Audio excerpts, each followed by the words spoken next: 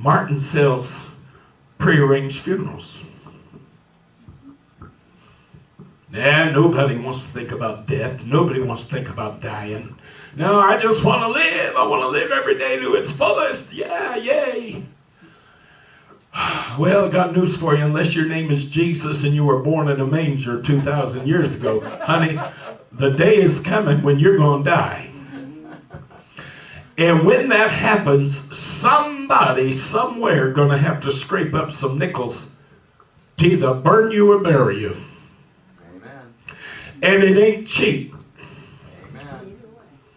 And they're going to be in tears. Well, if you was any kind of a person, they're going to be in tears. They may be dancing in the streets. I don't know. For me, anyway. I'm sure there's a lot of people out there that they'll contribute a nickel because they're happy I'm gone. I don't know. But you're going to have family that loved you, that cared about you, and they're going to be all upset. They're going to be all uptight. And now they have the added burden of trying to put your funeral together. Now they have the added burden of trying to work through all that emotion and all that turmoil and find the money. My aunt died recently. I've told you all the story. Her kids had no money to bury her, had nothing. They had to work out a deal with the local, what do you call it, funeral home. Had to work out a payment plan. Can you imagine? Had no money. They had to give her the most basic, cheapy funeral. Didn't make them feel real gleeful about the experience. I got news for you. The funeral isn't for the dead. The funeral's for the living.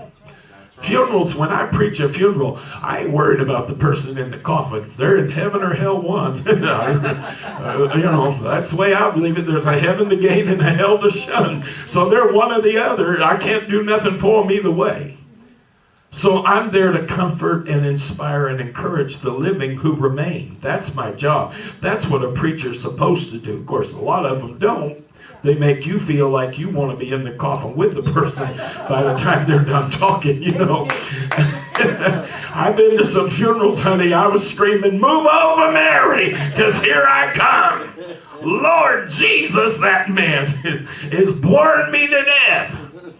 Then I've been to some funerals where the preacher preached me so happy I wanted to jump up and run the church, shouting and talking in tongues. But your family now has to figure out a way to bury you. They got to find the money. They got to work through all this emotional turmoil. And there's Martin.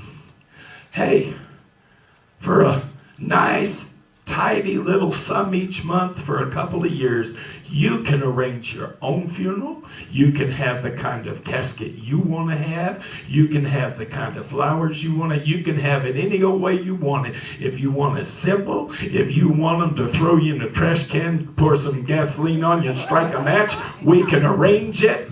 There's always Golden Gate. I'm sure they'll do it. And they'll probably have African dancers dance around. I don't know. Anyway, however you want it, you can have it. I want a horse-drawn carriage to be my hearse. Well, it can be done. That's right. It can be done. It's a lot of money. If you got the money, honey, Martin will write it up. Trust me. He'll carry your dead body on his back if he has to. He'll get you to write a deal. But anyway, my point is this, Martin.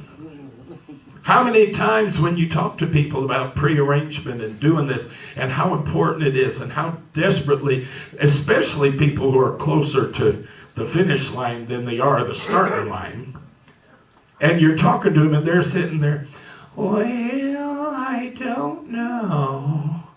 Let me call you in a couple weeks. And you want to look at him and say, lady, you think you're going to be here in a couple weeks?